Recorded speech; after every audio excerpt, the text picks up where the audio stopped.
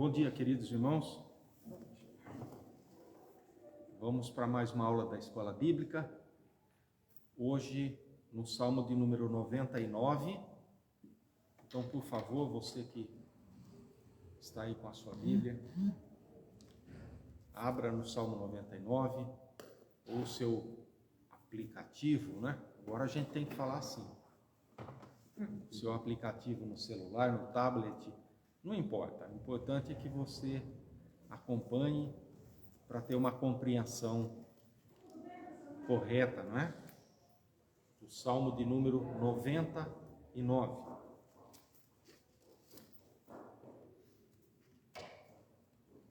Esse é mais um salmo daqueles que nós não sabemos o autor, não é? São vários, né? E ele faz parte de uma série de salmos chamados Salmos Reais, não é? Que começa lá no 93 e vem até o Salmo de número 99. E esse Salmo 99 tem uma particularidade. Diferentemente dos outros salmos anteriores, que começam sempre assim, celebrai ao Senhor, né?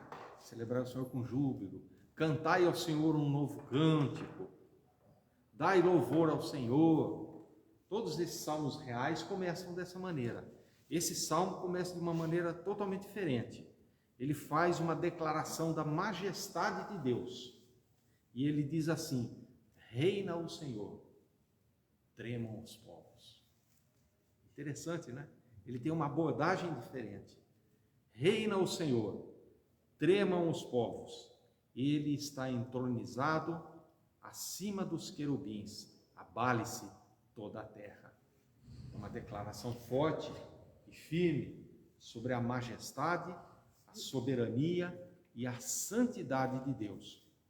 A maior ênfase dada no Salmo de número 99 é sobre a santidade de Deus. O salmista aqui aborda especialmente essa característica, essa virtude de Deus. Então, uma visão correta de Deus e da santidade de Deus, ela produz em nós muitas coisas positivas, não é?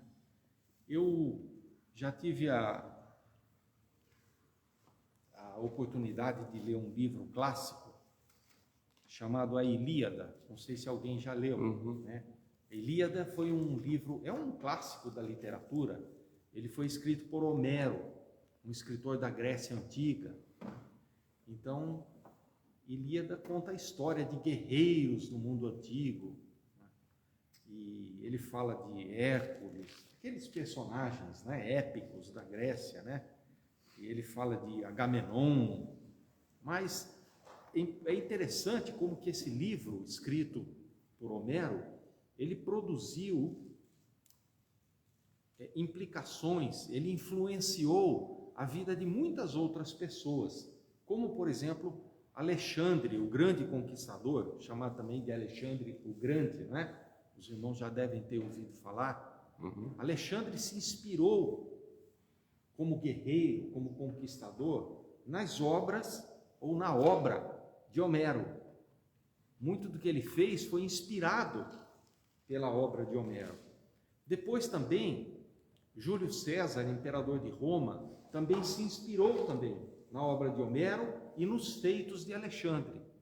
Então é interessante como que o homem, eu digo aqui homem como ser, né, de uma forma antropológica, não é o homem gênero masculino, é o ser humano, né? Como que o homem, ele tem esse mimetismo, essa capacidade de imitar, de absorver influências, não é? Nós somos assim. E esse Salmo 99, muitíssimo para além das influências que Homero produziu com sua obra em muitos homens, muitos guerreiros do passado, ele produziu então coisas muito maiores e infinitamente melhores em muitos homens de Deus, olhando para a santidade de Deus, olhando em como Deus é santo, não é? ele produziu muitas coisas boas, muitas coisas positivas. Vamos ler então o Salmo 99. Eu convido você que acompanhe, são apenas 9 versículos. Eu vou ler, os irmãos, por favor, acompanhem. Eu vou ler aqui só eu mesmo, por causa da facilidade com a transmissão pela internet, né? Senão a voz dos irmãos aí fica meio truncada para aqueles que estão nos assistindo. Então, Salmo 99, verso 1. Reina o Senhor, tremam os povos. Ele está entronizado acima dos querubins, abale-se a terra. O Senhor é grande em Sião e sobremodo elevado acima de todos os povos. Celebrem eles o teu nome, grande e tremendo, porque é santo. É Rei poderoso que ama a justiça. Tu firmas a equidade, executas o juízo e a justiça em Jacó. Exaltai o Senhor nosso Deus e prostrai-vos ante os cabelos ou o estrado de seus pés, porque ele é santo. Moisés e Arão entre os seus sacerdotes e entre os que lhe invocam o nome, Samuel, clamavam ao Senhor e ele os ouvia. Falava-lhes na coluna de nuvem, eles guardavam os seus mandamentos e a lei que lhes havia dado. Tu lhe respondes, ó Senhor, nosso Deus. Foste para eles Deus perdoador, ainda que tomando vingança dos seus feitos.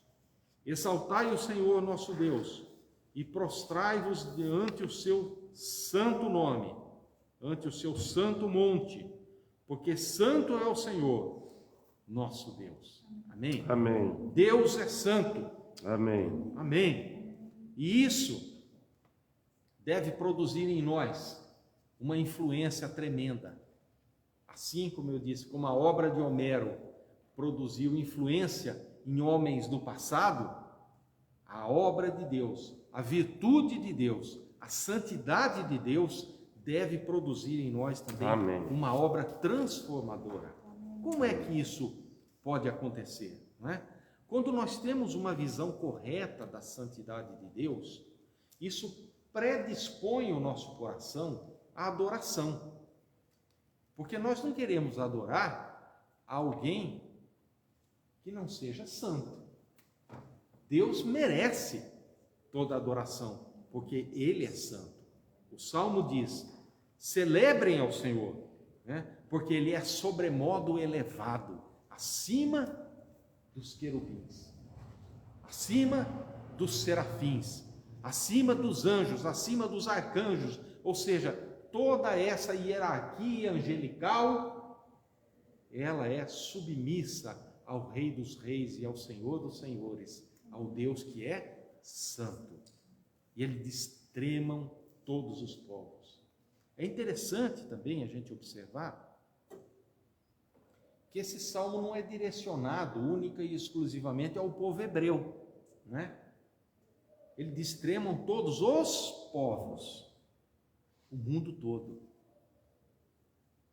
Então, essa visão da santidade de Deus muda o nosso caráter, ela muda a nossa vida e o nosso culto individual também, o culto que prestamos a esse Deus santo, seja um culto nosso, só nosso, individual, ou seja um culto coletivo.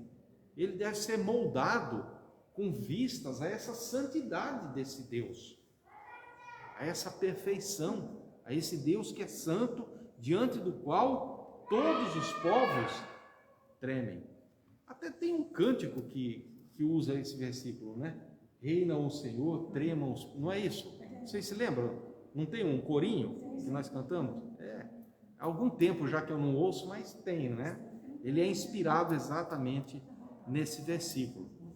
Então, observar a santidade de Deus produz em nós uma reverência para com esse Deus que é santo. Porque com o passar dos tempos, e especialmente na cultura ocidental, há uma banalização no tratamento para com Deus. E o salmista diz aqui, o Senhor reina. Tremam os povos, porque Ele está entronizado acima da Amém. mais alta hierarquia angelical, que são os querubins. Graças a Deus. Ele reina. Tremam os povos.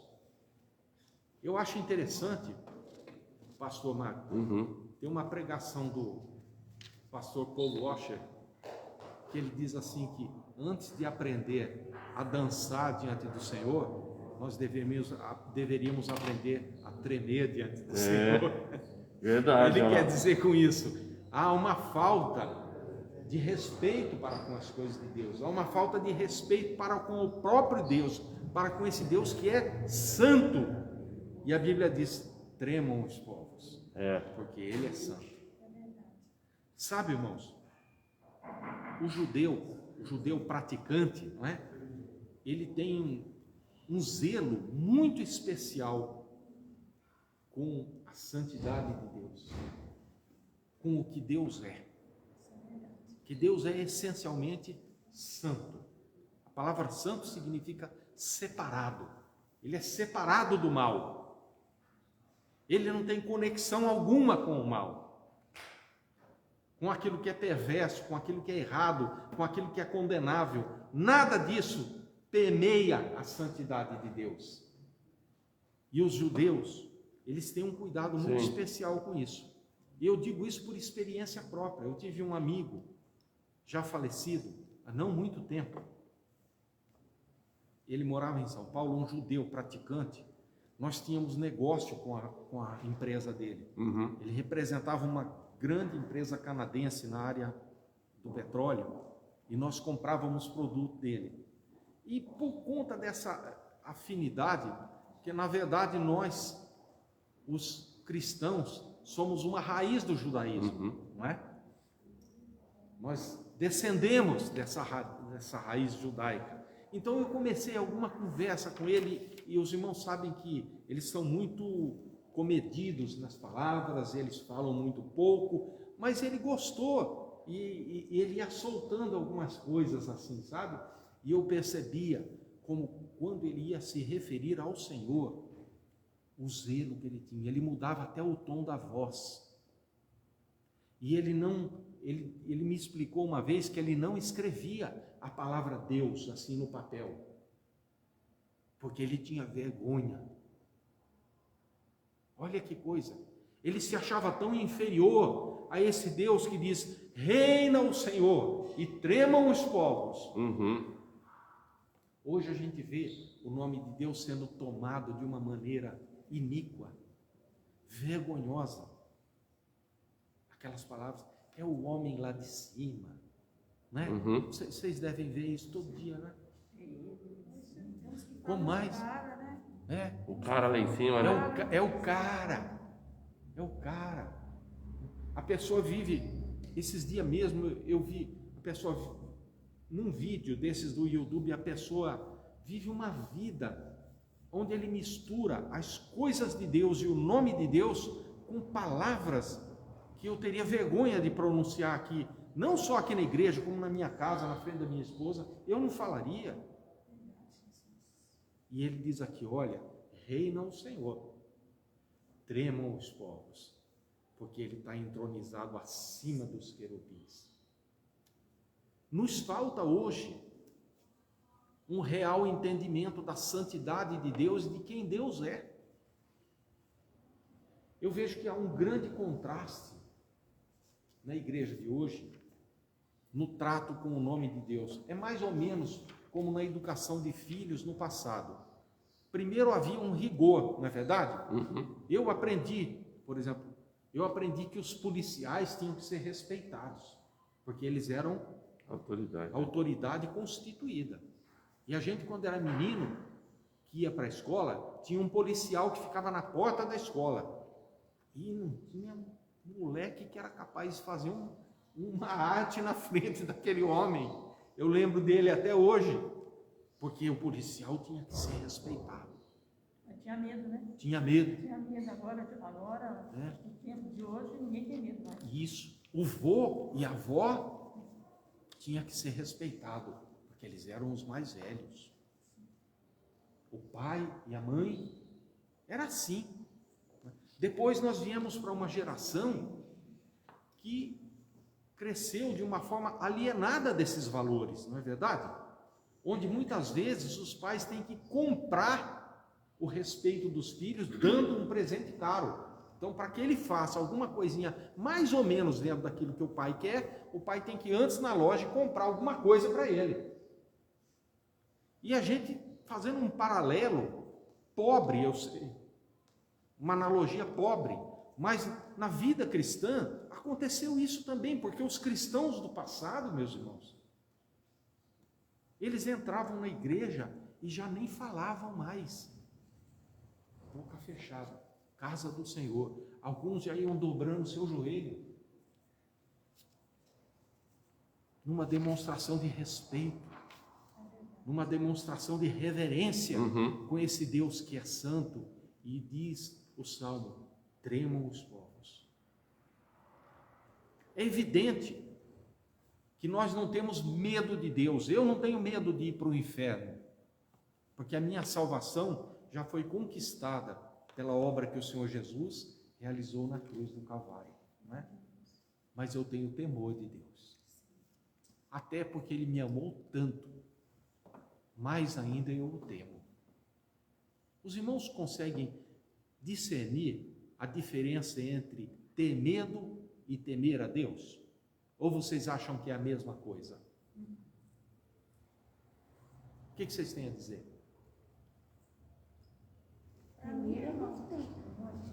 Sim, isso. Esse Agora, medo é que Deus possa me castigar por algo errado que eu faça, que eu acho que não tem perdão, qualquer coisa, então Deus vai me castigar. A Bíblia eu já vi alguma coisa sobre castigo. Isso. Mas, em geral, o povo fala que Deus não castiga. Vamos ver, na vida cotidiana, um exemplo de medo. Me deem aqui um exemplo de medo. Eu tenho medo de tal coisa. Um exemplo de medo. Ninguém quer falar da barata agora, né? Pode falar da barata. O pastor falou que tem medo de barata. Pode falar da barata. Tem medo de cobra. Então, medo de cobra. Isso é medo. Né? Eu tenho mesmo. Medo de ser assaltado nas ruas, medo da criminalidade. Né? Isso é medo. Agora, temor de Deus é outra coisa. É conectado com o amor e a reverência. Não, eu não vou fazer isso, porque esse Deus, olha o que ele fez por mim. Né? Isso é temer a Deus. Pois não, irmão? Assim, para mim, o medo nos afasta daquilo que pode nos fazer mal. Isso. O temor nos aproxima e nos pode fazer o bem. Muito bem. É isso mesmo. Muito bem. O temor nos aproxima de Deus. Muito bem. Olha, o irmão, qual é o seu nome, irmão? Como? Valcir. O irmão Valcir deu aqui um exemplo muito bacana. Ele disse que o medo nos afasta de Deus.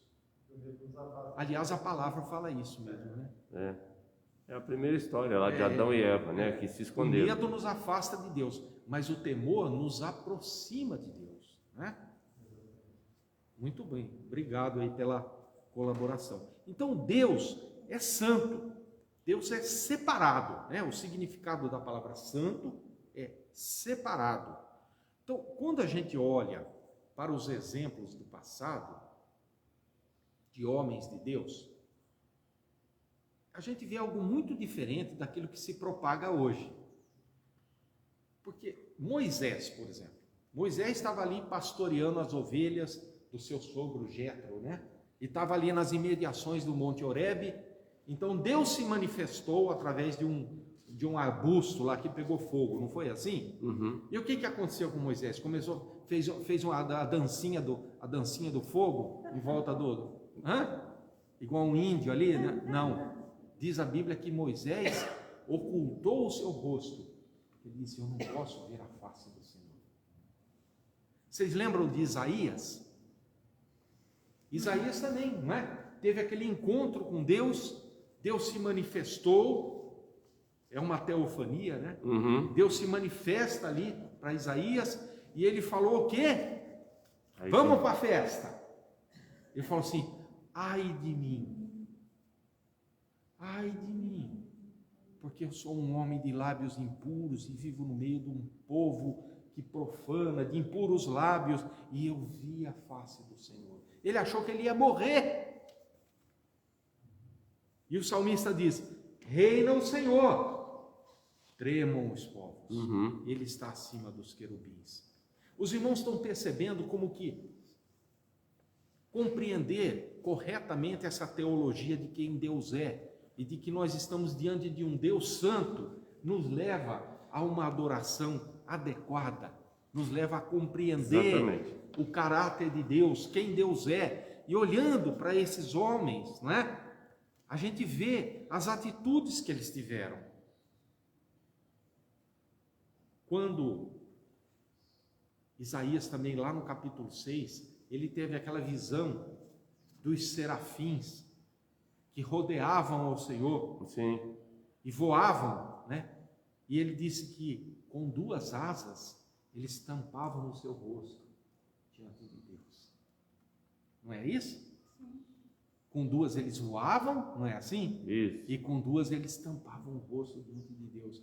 E eu fiquei pensando, se os serafins, se essas criaturas angelicais tinham tal reverência diante de Deus, quanto mais nós deveríamos ter.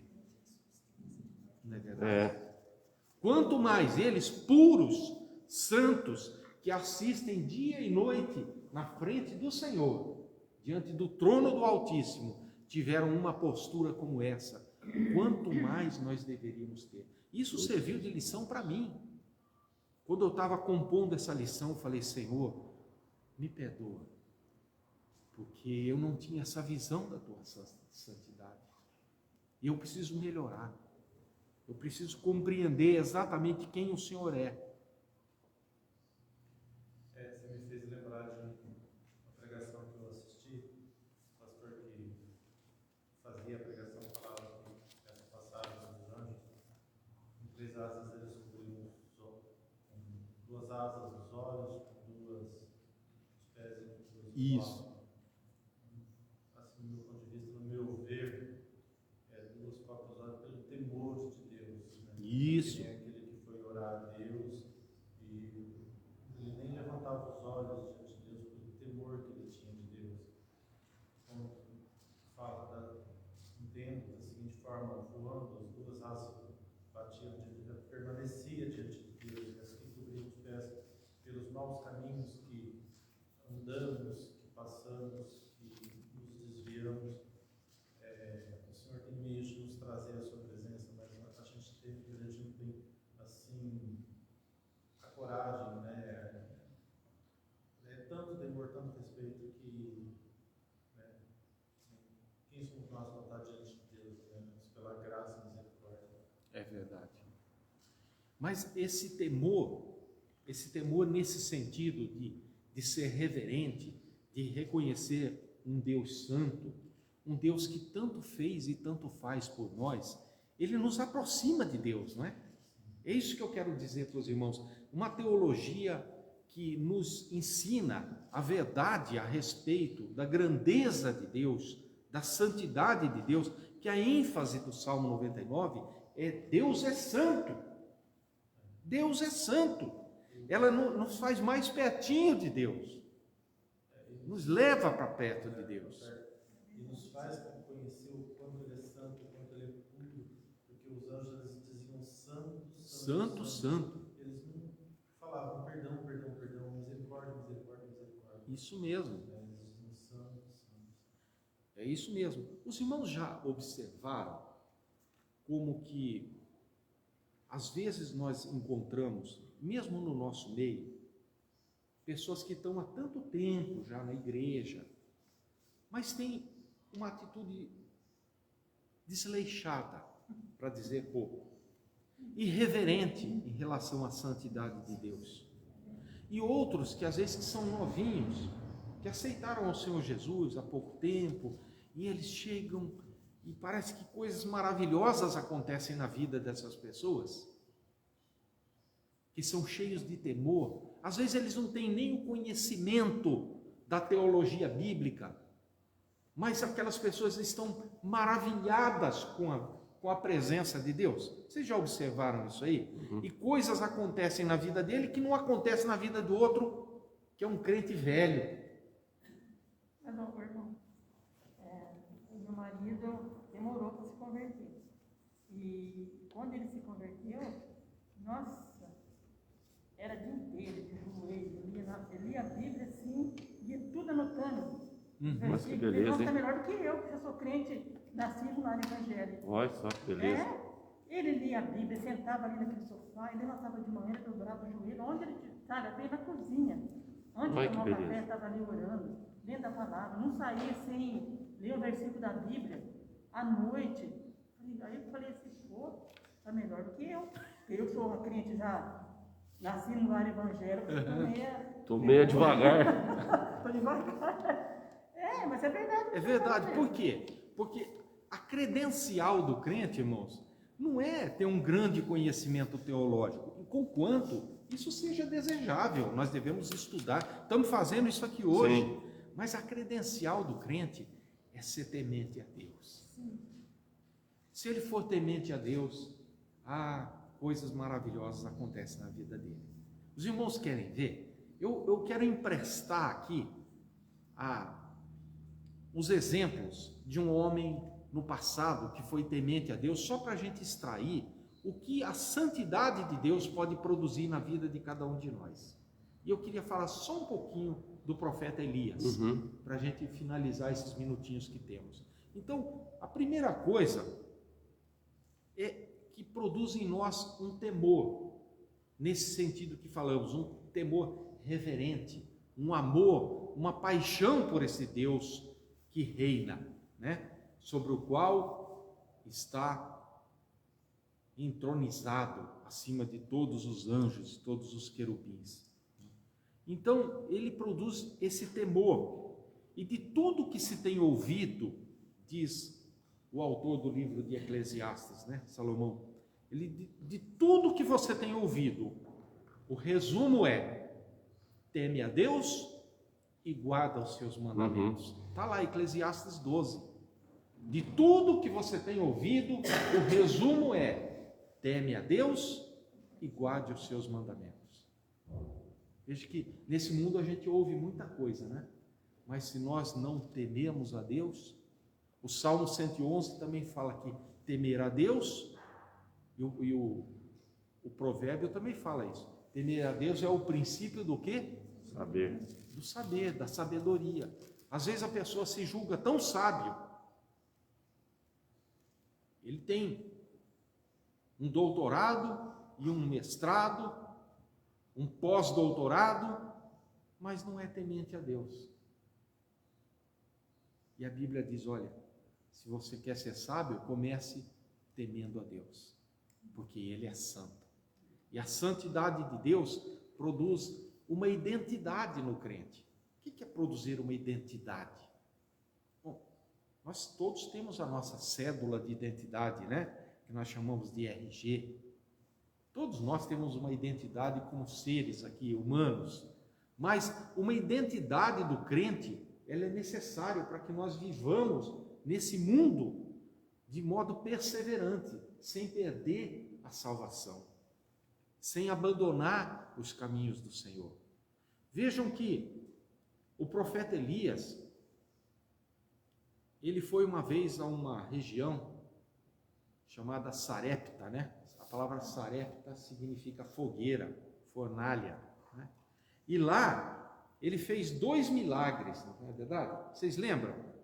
Diz que tinha uma viúva na cidade de Sarepta, né? Está lá no 2º livro dos Reis, se eu não me engano, se vocês quiserem conferir, né? Ou está em 1 Reis, no começo, 1 Reis, em 1 Reis.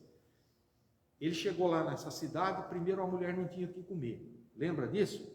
Aí ele fez uma multiplicação tremenda lá. Depois, o filho dessa mulher veio a falecer. E Elias também ressuscitou o filho da viúva de Sarepta. E quando isso aconteceu, a mulher disse para ele assim: nisso conheço que tu és um homem de Deus. E que a palavra de Deus na tua boca é verdade.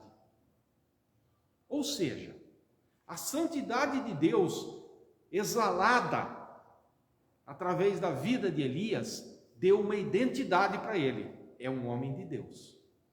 Ele tinha uma identidade. Elias veio de uma cidade que não valia nada, não era nem conhecida. Elias veio de uma família que não tinha influência nenhuma, mas ele tinha uma identidade. Esse é um homem de Deus. A mulher disse: agora vejo que tu és um homem de Deus, e que a palavra de Deus na tua boca é verdade. Então, o temor de Deus produz em nós, como produziu em Elias, uma identidade. O mundo nos identifica quando nós somos tementes a Deus. Reina o Senhor, tremam os povos, porque Ele é santo. É o que o salmista diz. É interessante isso, irmãos, porque esses dias eu estava vendo um videozinho, até a minha esposa que me mostrou, de um rapaz que embarca num ônibus. Pelo jeito, eu conheço um pouco ali, pelo jeito era no Rio de Janeiro, um moço novinho ainda, e ele começa a pregar o Evangelho. Ele começa a pregar o Evangelho puro, simples. E uma mulher sentada disse assim: cala a boca!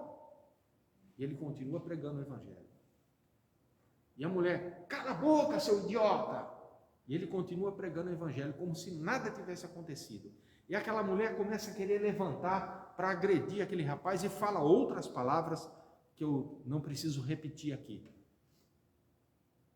E ele continua pregando impassível o Evangelho, como se nada tivesse acontecendo.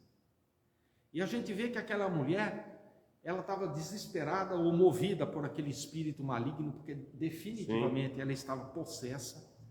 Qualquer crente sabe disso. E ela não levantou dali, porque o Espírito Santo não permitiu, né? E ele continuou anunciando o Evangelho, foi até o fim. Foi até o finzinho. Depois ele falou: vocês não se preocupem com isso. Isso é normal, acontece mesmo quando nós pregamos a palavra de Deus. Esse rapaz, nós podemos dizer, ele tem uma identidade. Quando alguém vê um moço como aquele, ou uma moça, um jovem, um velho, seja lá quem for, falando da obra da salvação com tal ousadia, nós podemos dizer, como disseram de Elias: reconheço que é um homem de Deus. Reconheço que é uma mulher de Deus, porque ele temia a Deus. E isso produziu nele uma identidade de um crente, de um cristão verdadeiro. Amém? Os irmãos estão compreendendo que ao olhar e ao reverenciar essa santidade de Deus, porque às vezes, irmãos, nós olhamos às vezes para aqueles cultos judaicos. Não estou dizendo aqui, nós não somos judeus, nós somos cristãos, né? Mas há muita coisa admirável também. Nós não devemos jogar as coisas na lata do lixo. Tem muita coisa que a gente deve olhar. Paulo nos ensina isso para reter aquilo que é bom, né? Nós vamos desprezando tudo aquilo que é contra os ensinamentos do Senhor, mas nós retemos as coisas que são boas. E olhamos para aquele culto reverente, onde as pessoas se dirigem a Deus com total reverência, como o Senhor do universo, como o Criador, como aquele que é apartado de todo mal, aquele que é santo, santo, santo. Isso produz em nós virtudes. Perdão, por favor, irmã Vanessa, depois a irmã. O que o irmão está falando da identidade, Deus me fez me lembrar uma coisa que aconteceu várias vezes na minha vida. Mas tem uma coisa que acontecia, eu não vou ter vergonha de dizer. Eu tinha mania de comer as coisas dentro do supermercado. Eu abria os pacotinhos, comia e deixava lá.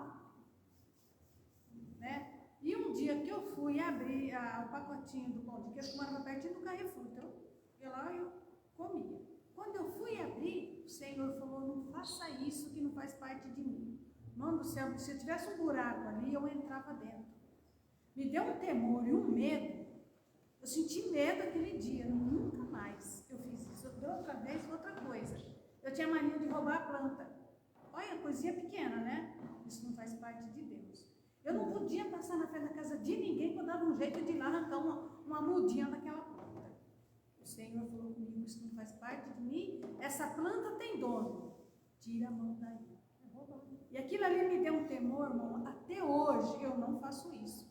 E ontem eu estava conversando com minha filha, mãe, a senhora me deixou uma coisa muito boa na minha vida. Falei, do quê? Que ela mora lá no Canadá e as coisas ficam assim, tudo à disposição.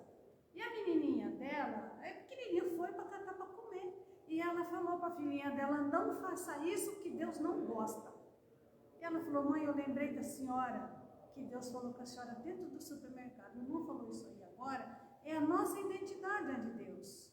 Porque nós temos que ter isso aí. Isso não faz parte de Deus. Do sei lá no supermercado, picar uva, comer, pegar uma coisa, comer e largar lá. Se você quer comer, leva e paga um potinho vazio, né? Mas nunca mais eu vou ter medo. Então eu encho minha barriga, eu vou no mercado. Porque eu tenho que dar um exemplo, né? Que nem ontem eu estava conversando com o Sidney, falando sobre o sal. Eu falei, Sidney, o sal é para temperar. O sal demais estraga a comida. Eu falei, você tem que ser mais maneiro, pô. Ser mais compreensivo. Porque a Bíblia fala do sal. Aí ele ainda brincou comigo, você já não come o sal que te faz mal, né? Eu falei, mas o sal é outro. O sal é a nossa identidade de Deus. O que o irmão falou isso aqui é uma grande... Eu senti de contar esse testemunho, não sei porquê. Amém. Tudo faz parte, né? Tudo é para a glória de Deus, irmão. Né? Essa transformação, essa mudança, esse ouvir do Espírito, não é? Isso é algo maravilhoso, é o que Deus quer, deseja fazer na nossa vida toda. Esse Deus que é santo, Ele exige esse tipo de conduta. Nós vamos sendo aprimorados, né?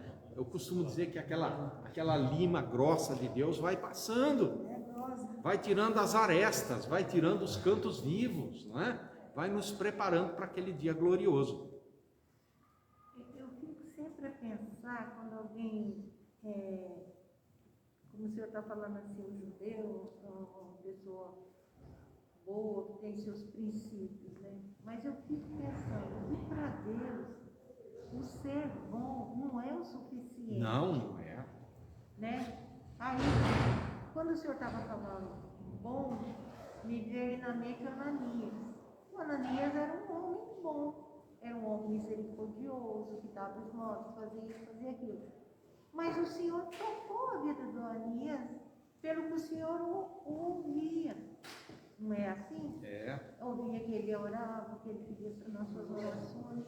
Então eu fico em dúvida, ser bom é suficiente ou não é suficiente ou leva a Deus para um despertamento da salvação? Sim, boa pergunta. Ser bom, ser bonzinho, ser legal não é suficiente.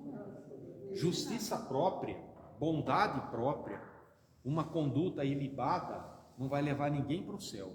É só o sangue do Senhor Jesus derramado na cruz do Calvário é que nos faz justos diante de Deus.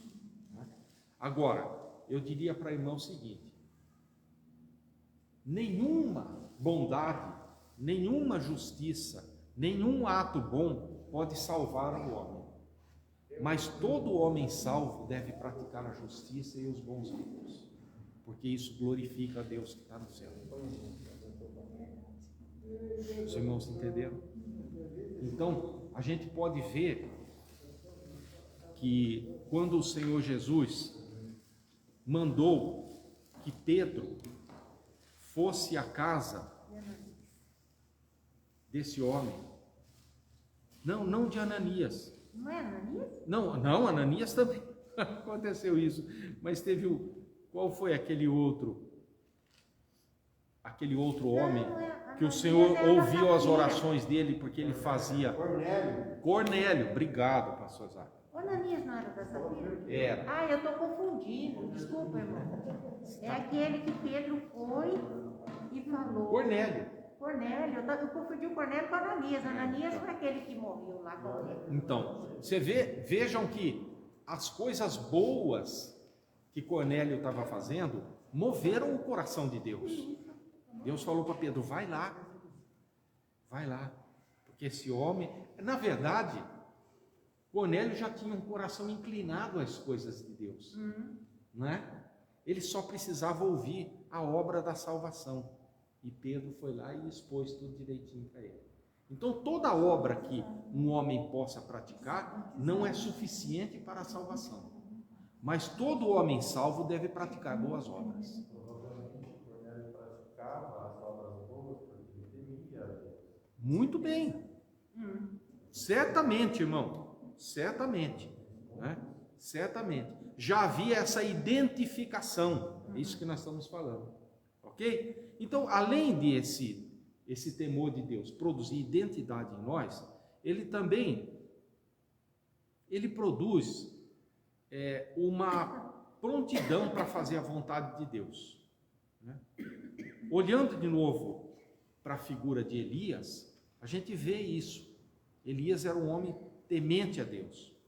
E Elias não foi um profeta da ocasião, um profeta para se conformar com o status quo, com o estado de coisas.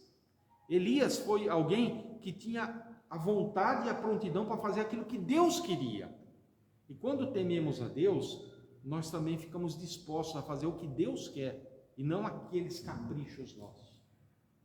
Vejam que ele sai daquela sua zona de conforto e vai confrontar o rei e colocar o dedo em riste na cara do rei Acabe e dizer: estás em pecado, pôs a sua vida em risco.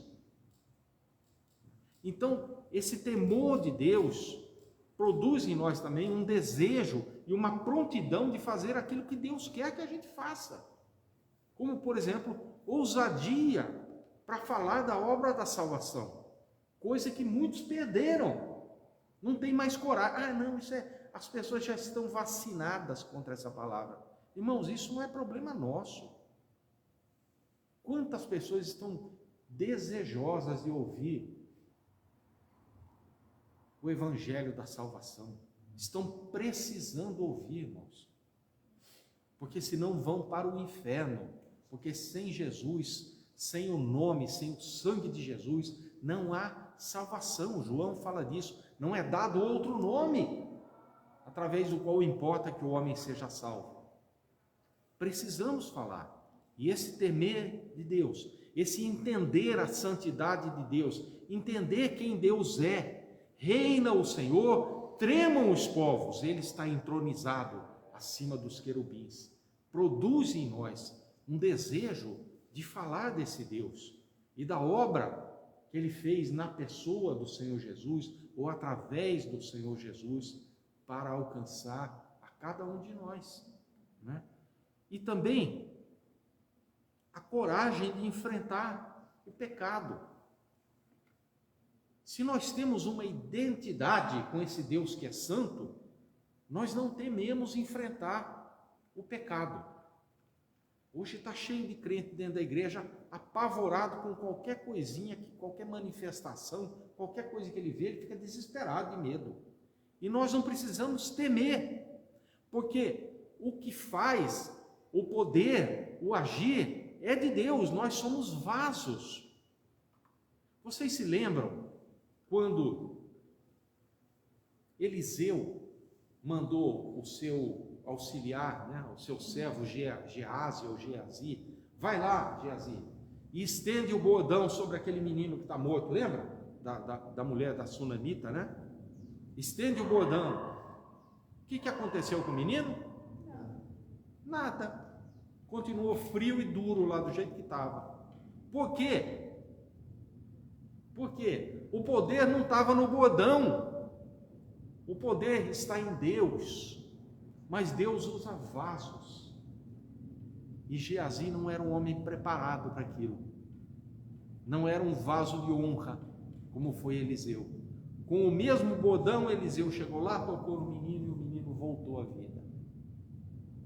Então, essa identificação com Deus, esse compreender a santidade de Deus, esse entender, essa reverência, esse temor, no sentido em que colocamos aqui, que não é o medo, não é? Esse sentimento produz em nós identidade com Deus, produz uma prontidão para fazer a vontade de Deus, uma ousadia para anunciar a palavra de Deus e coragem para confrontar o pecado. Amém? Amém. Finalizo com um exemplo. Olha, lá na cidade de Cusco, Cusco fica no Peru, né? Vocês já devem ter ouvido falar. Às vezes tem jogos de futebol, é em Cusco, né? É uma cidade alta.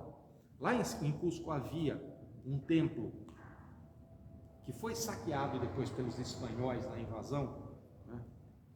Ele era todo revestido internamente em ouro, rebocado e com ouro batido.